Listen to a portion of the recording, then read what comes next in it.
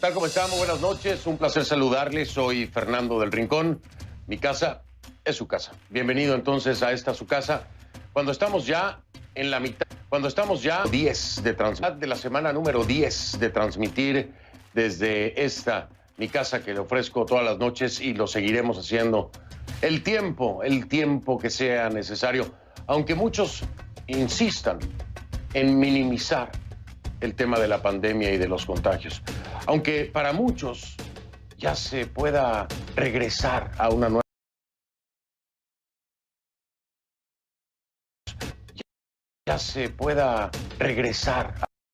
nueva normalidad. La realidad es que no es así, no aún, aunque cueste trabajo aceptarlo, aunque cueste trabajo entenderlo. ¿Por qué le digo esto? No es algo que piense yo, no es algo que insista en decirle porque hay un complot o una teoría de la conspiración por parte de la prensa, como muchos quieren hacer ver. No. Se lo digo porque hay realidades aplastantes. Aplastantes que además dejan al descubierto la irresponsabilidad y las mentiras de un gobierno. Del gobierno del presidente de los Estados Unidos, Donald Trump. Mentiras a todos los niveles. Desde el presidente diciendo que ha hecho un gran trabajo, que se califica con un 10, que se había contenido el virus, que no sería un problema en los Estados Unidos, asegurando el vicepresidente Mike Pence también que el virus había sido contenido. Lo escuchábamos todos los días. Y seguimos escuchando que ha hecho un gran trabajo. Tomó menos de 4 meses. Nos dijeron durante todo este tiempo que el virus desaparecía rápidamente. Nos repitieron hasta el cansancio, que todo se estaba haciendo muy bien. Incluso arremetía el presidente Donald Trump en varias ocasiones contra la prensa por cuestionarlo. Le parecía injusto el trato. Había que aplaudirle el manejo que había tenido en contra de la pandemia. Cuando desde el principio hubo mentiras. Y esa es la palabra, mentira.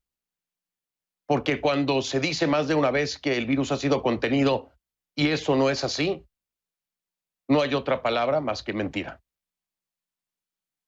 Mientras nos decía todo esto, la administración Trump, día a día, iban muriendo en promedio casi 900 personas. También se ha hecho, presidente Donald Trump, que el día de hoy, en este país, se superaron las 100,000 muertes por coronavirus en Estados Unidos.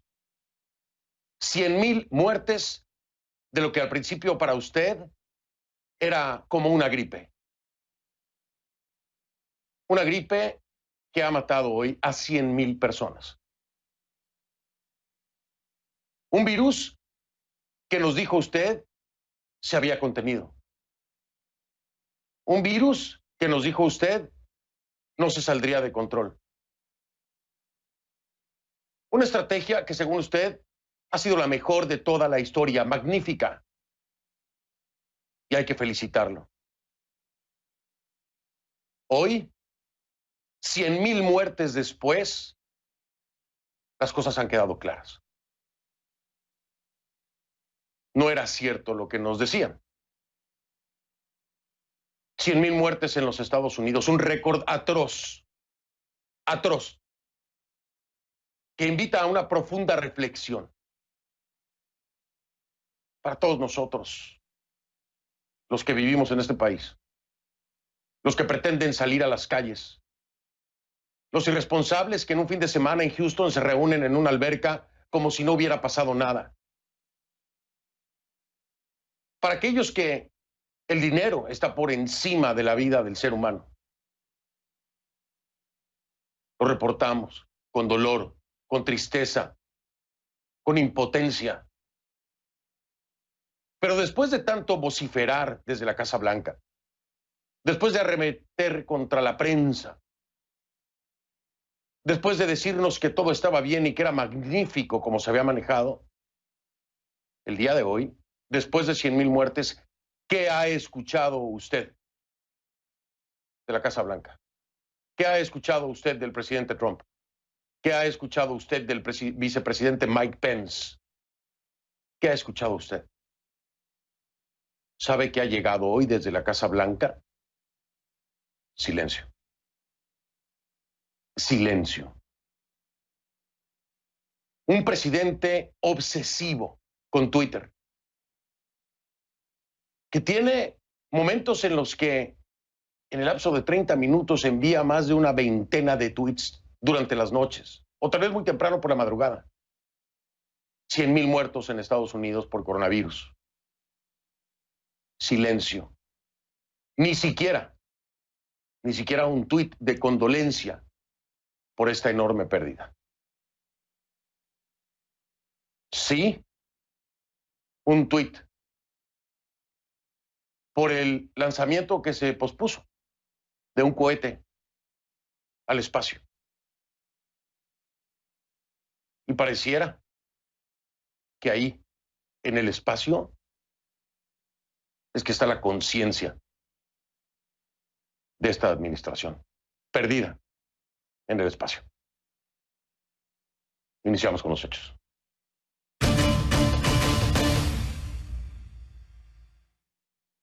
Le pido que a partir de este momento me acompañe utilizando la etiqueta numeral Conclu COVID VZLA. Conclu COVID VZLA, claro, de Venezuela. Vamos a estar hablando acerca de un informe importante, pero también de muchos venezolanos alrededor del mundo que aún se encuentran varados después de meses, y otros tantos que en los países donde están viviendo se las están viendo negras. Sus comentarios, por favor, entonces, a mi cuenta en Twitter con esta etiqueta, ConcluCovid-VZLA. Ese es el hashtag. Mi cuenta en Twitter, @soyfdelrincón, @soyfdelrincón.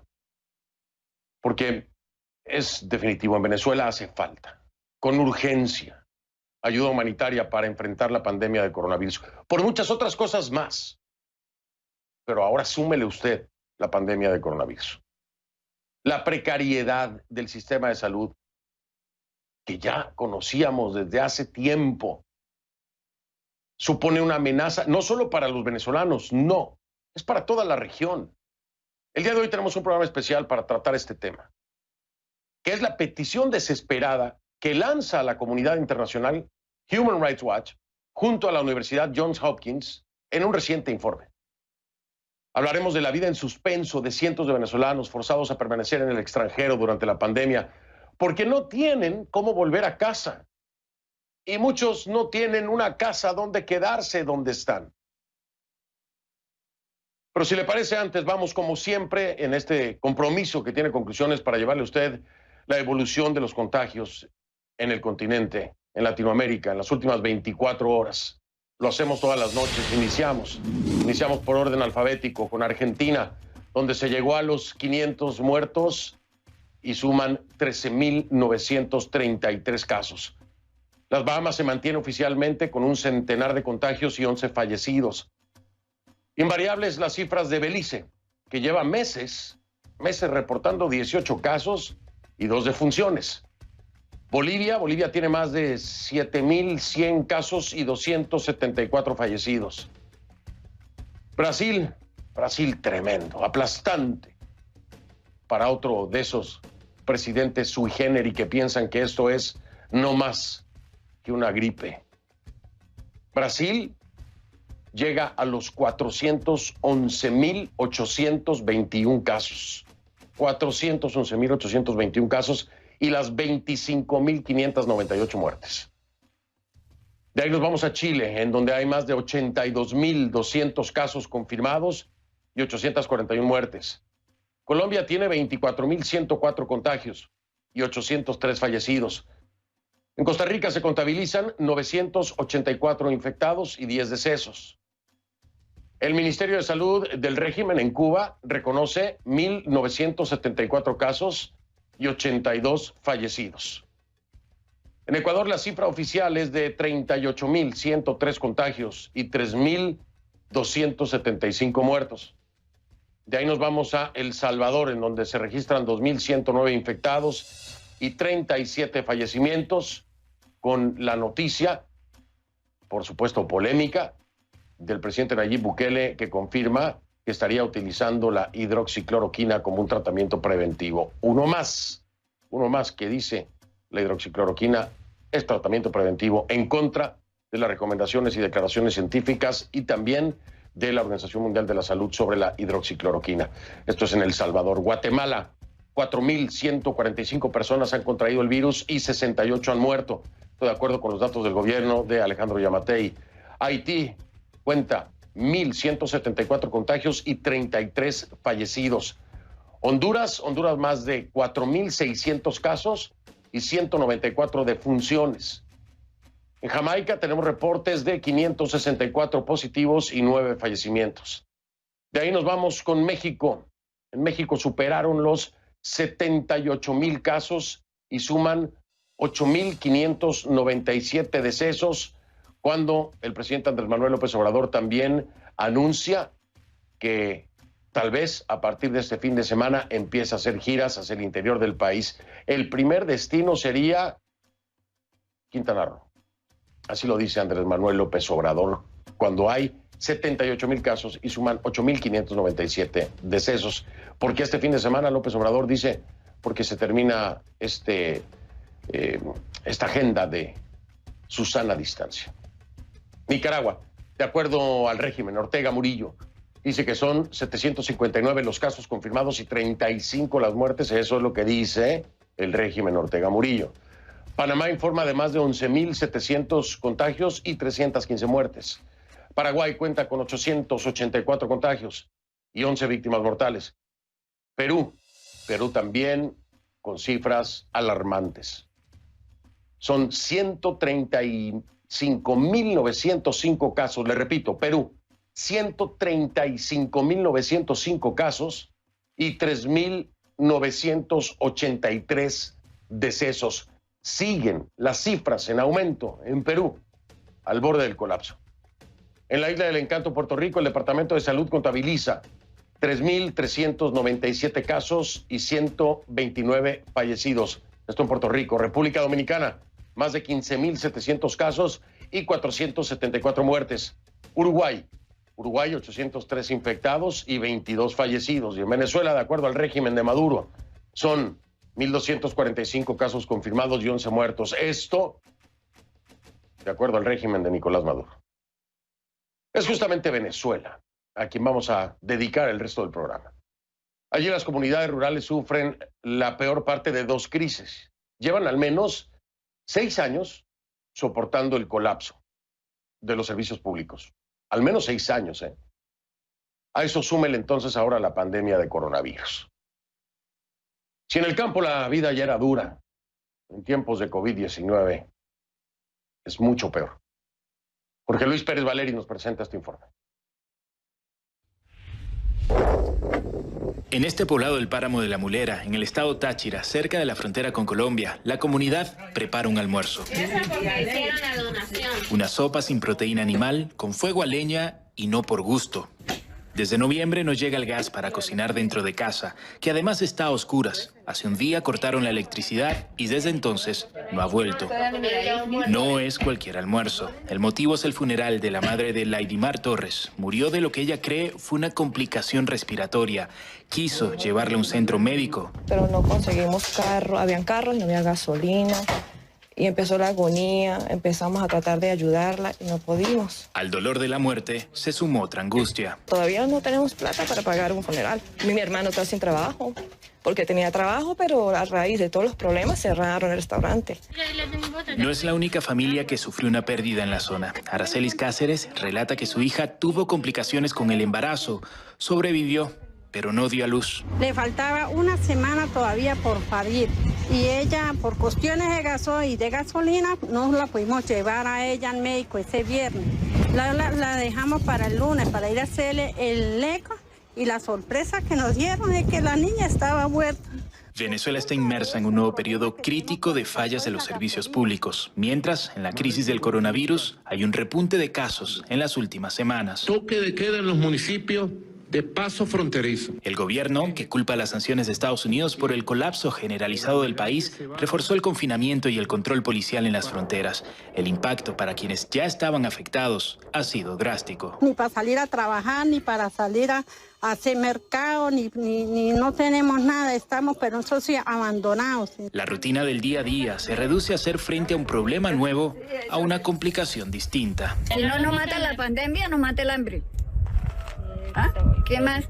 Porque no hay con qué comer, si uno echara la olla ni nada. Son las condiciones de vida en las zonas rurales, en medio de la pandemia, en el país con las mayores reservas de petróleo del mundo. Naciones Unidas, que tiene una misión humanitaria para Venezuela, sostiene que es el primer país del continente americano donde más personas pasan hambre y el cuarto en el mundo, después de Yemen, la República Democrática del Congo y Afganistán. Para CNN, Jorge Luis Pérez Valeri, Caracas. Gracias, Jorge Luis. Así se sienten muchos venezolanos abandonados entre la pandemia y el hambre.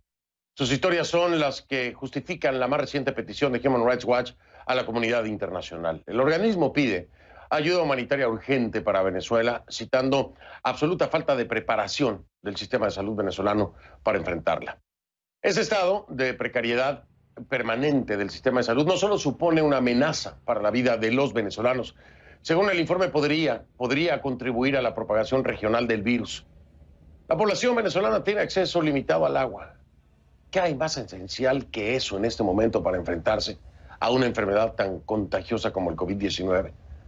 Lavarse las manos frecuentemente. ¿Con qué agua? A eso se suma una escasa capacidad para hacer pruebas, hacinamiento también en zonas urbanas populares y cárceles, un constante flujo migratorio, todo para evitar una propagación, dicen, catastrófica del virus en Venezuela y en la región también. El régimen de Maduro no ha reaccionado a este informe, pero en ocasiones anteriores ha defendido su capacidad para hacer pruebas y las medidas de mitigación adoptadas para frenar la pandemia. De todo eso voy a hablar esta noche con mi invitado.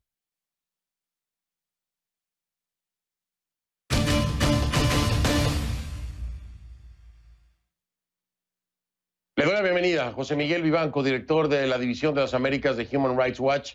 Bienvenido, José Miguel, un gusto saludarte de nueva cuenta. El gusto es mío, Fernando. Un agrado estar contigo. Al contrario, gracias siempre por acompañarnos. José Miguel leía el documento Venezuela y COVID. Hacen un llamado, me llama mucho la atención esto, hacen un llamado en este documento al secretario de las Naciones Unidas, al secretario general Antonio Guterres, al coordinador del socorro de emergencia de la ONU, que es Mark Lowcock. Hablan del Grupo de Lima, el gobierno de Estados Unidos y la Unión Europea. Ejercer presión sobre las autoridades venezolanas para que respondan y permitan la llegada de una respuesta humanitaria a gran escala, liderada por la ONU.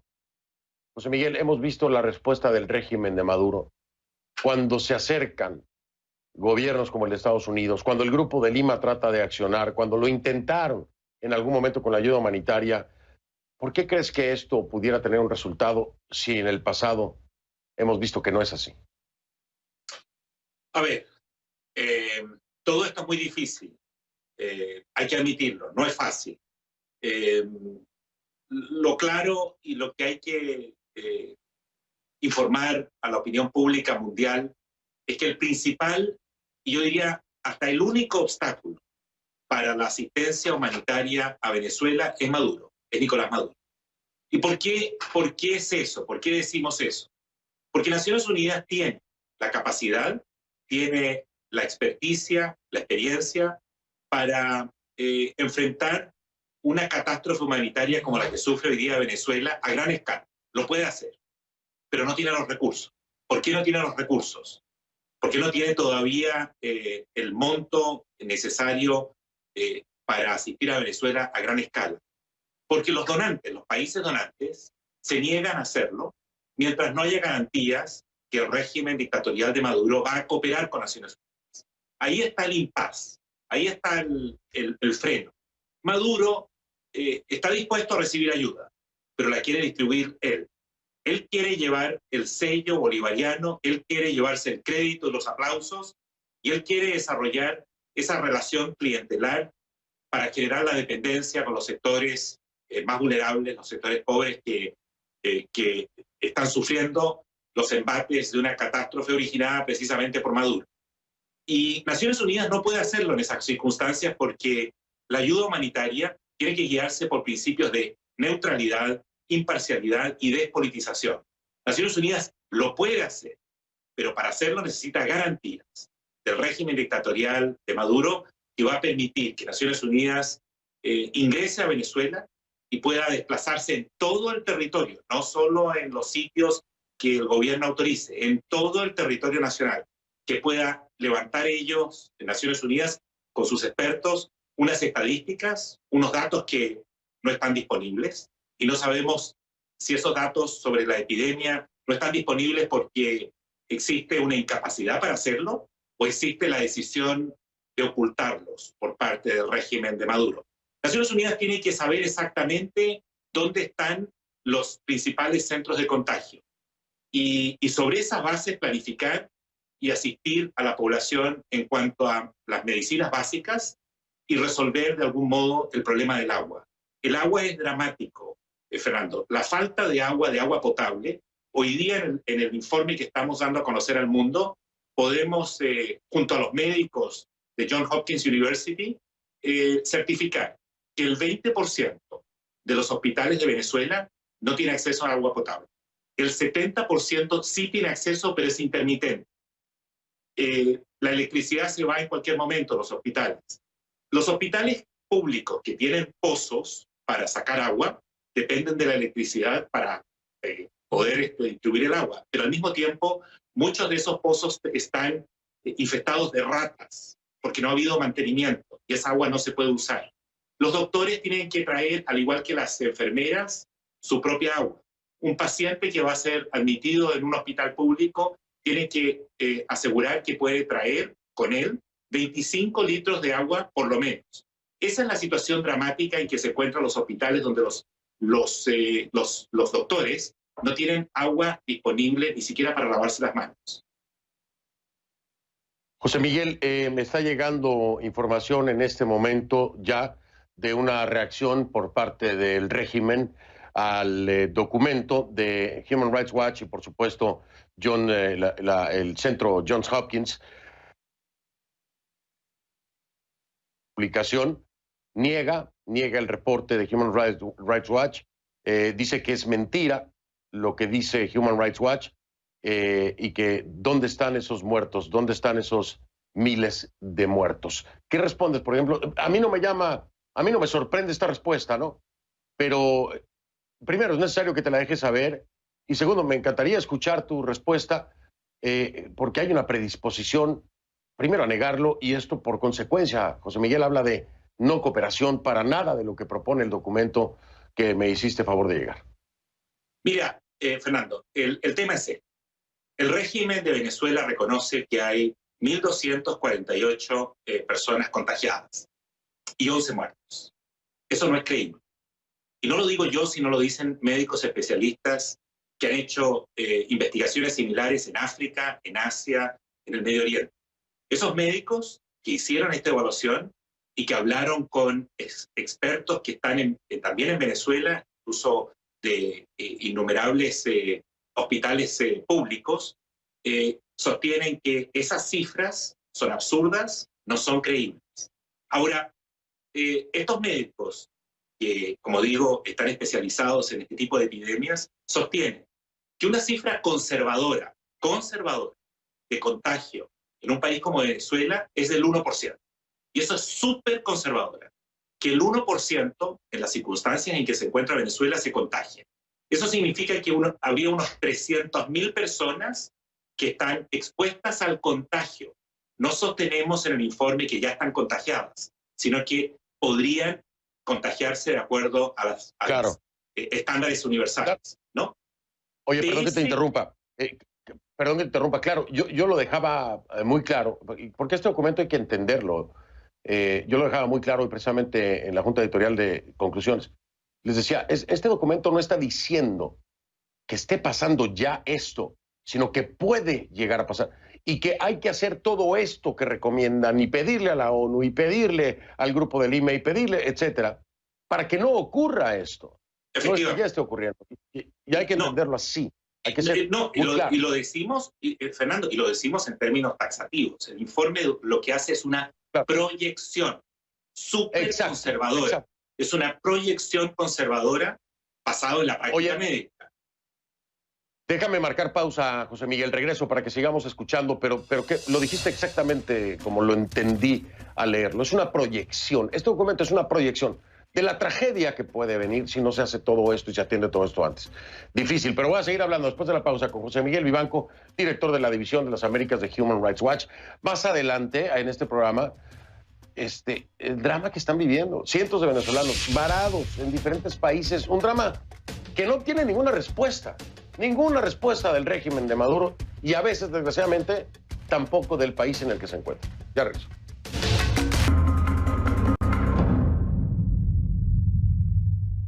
Estoy de regreso con José Miguel Vivanco, director de la División de las Américas de Human Rights Watch. José Miguel Vivanco, aquí lo dejan muy claro en el documento y tenemos que recordarlo. El régimen de Maduro busca un préstamo, sorpresivamente para todos, con el Fondo Monetario Internacional por $5,000 millones. Esto fue en marzo y así lo tienen asentado en el documento. El Fondo Monetario Internacional rechaza esto. Les dice, no tenemos claro quién es quién, ¿no? Guaidó o Maduro, quién es. Y no hay. Entonces, la propuesta que viene en este documento es que los gobiernos preocupados por la situación venezolana, cito textualmente, deberían financiar las iniciativas humanitarias de la ONU que aseguren que la ayuda se distribuya de manera política. José Manuel, José Miguel, ¿no te parece que esta propuesta es prácticamente imposible en el medio de una crisis financiera de esos propios países preocupados por lo que está ocurriendo en los suyos? A ver, no es fácil, por supuesto que es muy difícil, porque todos los países en Europa, en América Latina, en todas las regiones del mundo, están con justa razón concentrados, yo diría, exclusivamente en lo propio, en cómo superar esta crisis de salud y cómo al mismo tiempo hacer lo posible porque la economía no colapse. Las consecuencias económicas son incalculables de esta pandemia.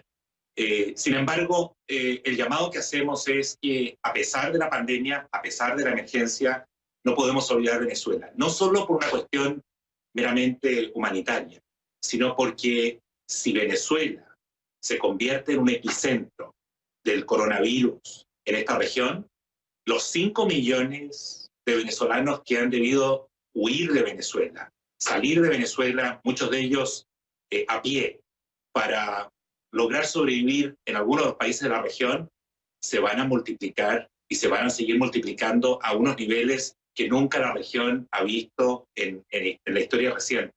Por eso es que es imprescindible ejercer las presiones necesarias para que Nicolás Maduro pueda acceder a una entrega de ayuda controlada por Naciones Unidas. Para eso también se requiere que Guterres transforme el tema de Venezuela en uno de los, digamos, ojalá fuera uno de los 10 temas prioritarios de su agenda. Es que la última vez que se refirió a Venezuela fue hace un año, apenas en un tuit, donde dijo que había 7 millones de venezolanos que requerían ayuda humanitaria. Eso lo dijo luego que nosotros sacamos un informe. Eso fue en abril del año pasado. Pero si Guterres no lidera un esfuerzo global para enfrentar a Maduro, que es el obstáculo al ingreso de esa ayuda, las condiciones no van a cambiar y esa ayuda no va a poder llegar lamentablemente a Venezuela. Perfectamente entendible. Hemos escuchado la reacción ya por parte del régimen en la voz de Diosdado Cabello.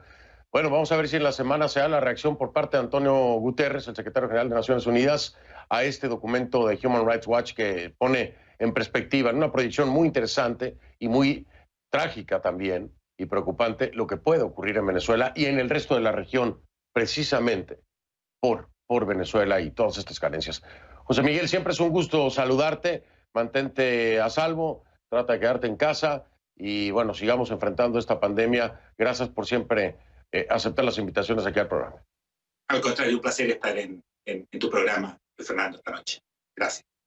Gracias José Miguel. José Miguel Vivanco, director de la División de las Américas de Human Rights Watch, me acompañó. Voy a hacer una pausa, regreso y vamos a hablar con esos venezolanos que hoy están fuera, pero están varados porque quieren regresar. Todo esto por culpa de la pandemia. Vida en suspenso de cientos de venezolanos en diferentes partes del mundo. y a veces y en donde están tampoco tienen ningún apoyo, no hay respuesta del régimen. ¿Qué hacer? Ya regreso.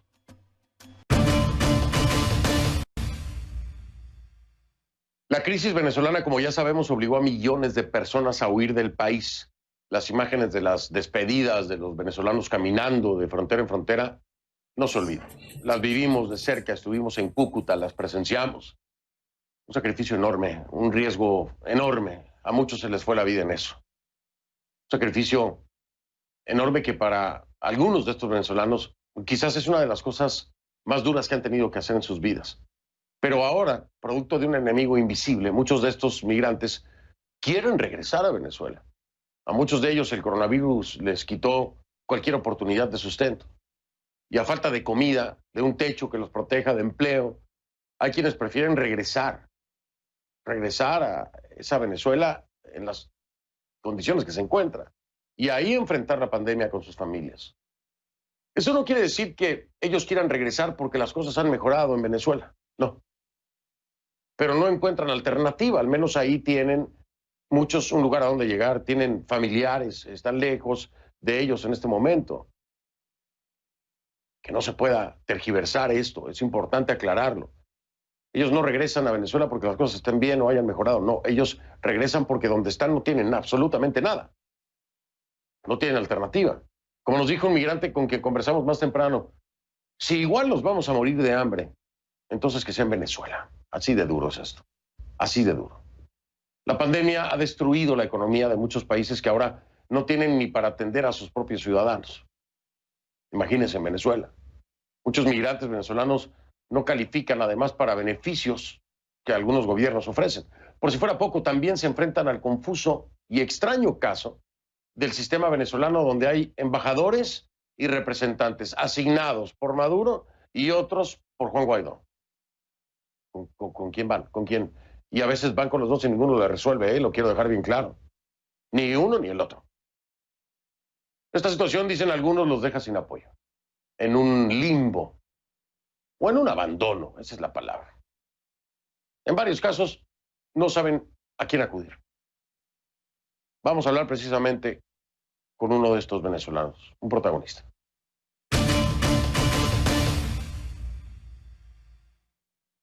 Le doy la bienvenida a Paulo Méndez, es coordinador de un grupo de venezolanos que está varado en Perú.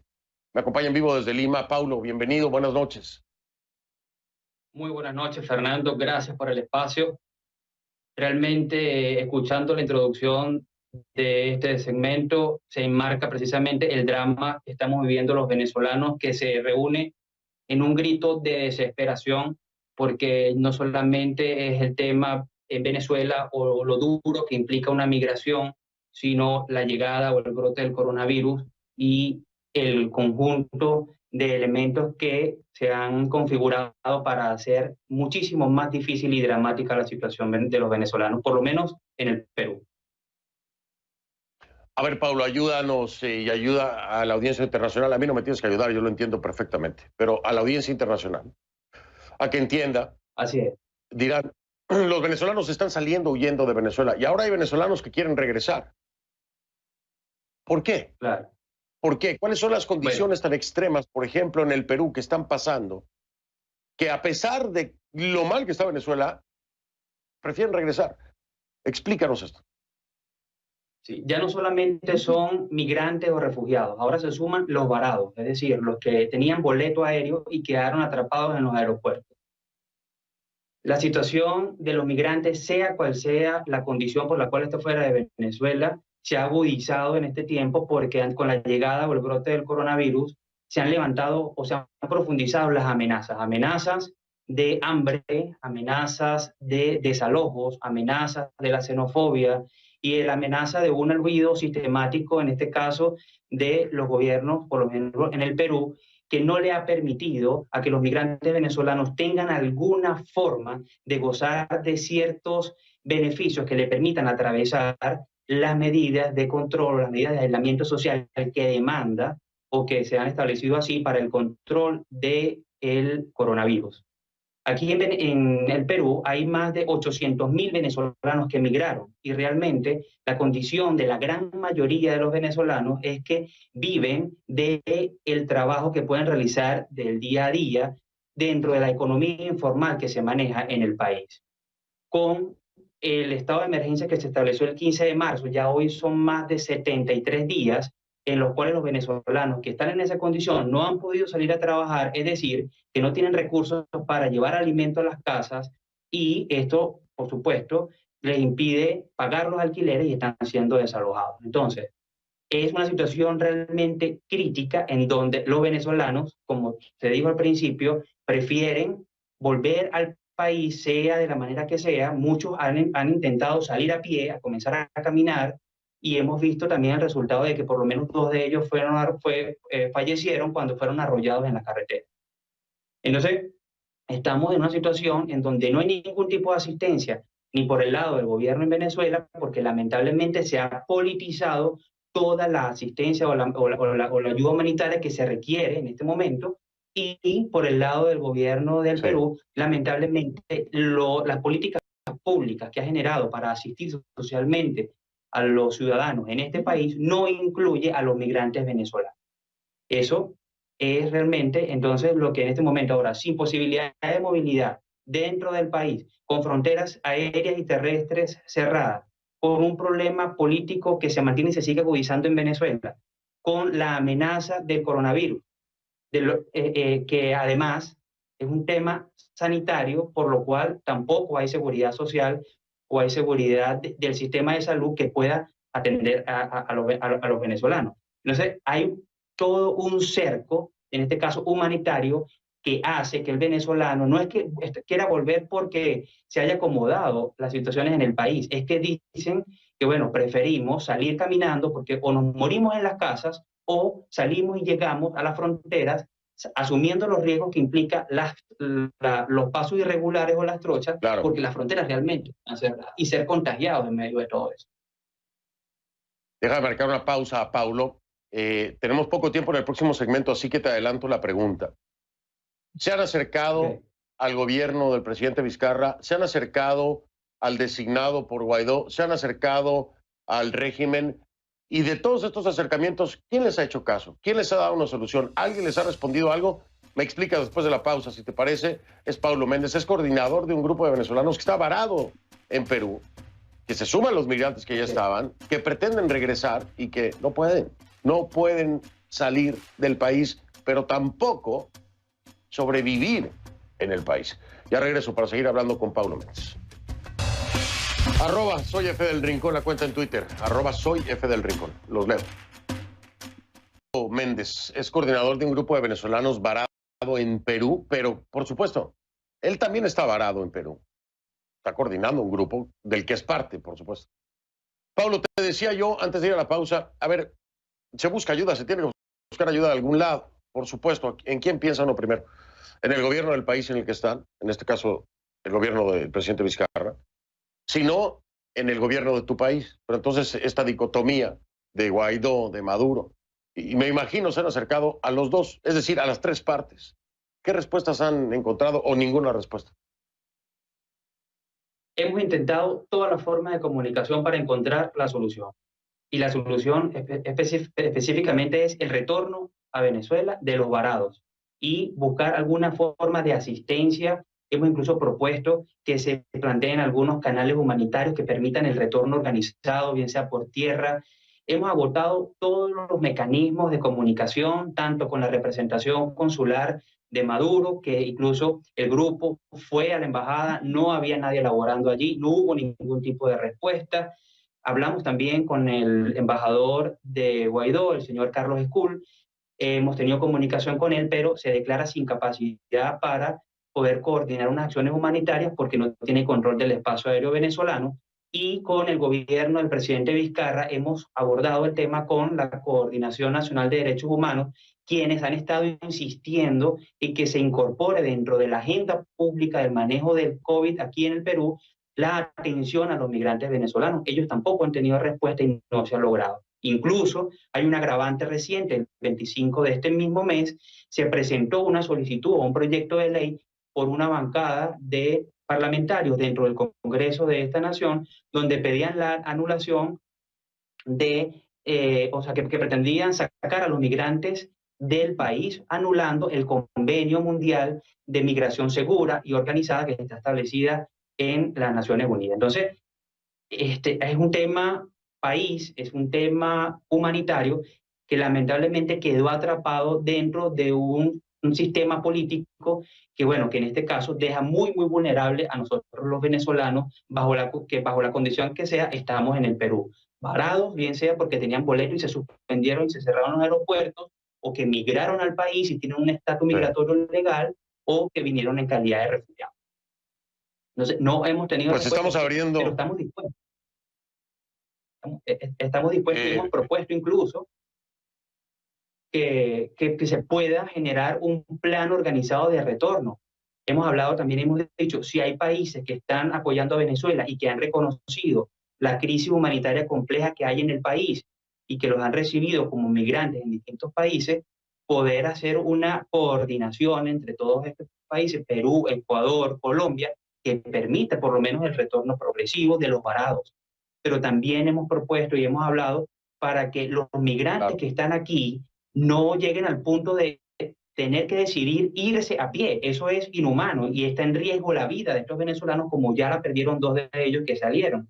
Entonces pedimos muy respetuosamente al presidente Vizcarra que se evalúe la incorporación de estos migrantes en los programas de atención social. Muy difícil la situación de los venezolanos, también muy difícil la situación del país, en este caso Perú, por supuesto, con cifras escandalosas, con un sistema de salud a punto de colapso, en fin, efectivamente. Abrimos el espacio para que se dé a conocer esto y ojalá haya respuesta de algún lado, de alguno de los frentes que pueda apoyar a estos venezolanos. Estos son en Perú, los varados en Perú, pero hay varados aquí en Estados Unidos, hay varados en México, hay varados en todos lados. Muchos venezolanos, si no encuentran un conducto, una respuesta, una luz en el camino que les permita pensar en regresar. Paulo, me tengo que ir. Gracias por haberme acompañado. Les deseo la mejor de las suertes, hermano. Un fuerte abrazo. A ti, Fernando. Muchísimas gracias. Gracias. Buenas noches, Paulo Méndez, coordinador de este grupo de venezolanos. Soy Fernando del Rincón. Si no lo vio en conclusiones, no lo vio. Lo veo mañana. Gracias.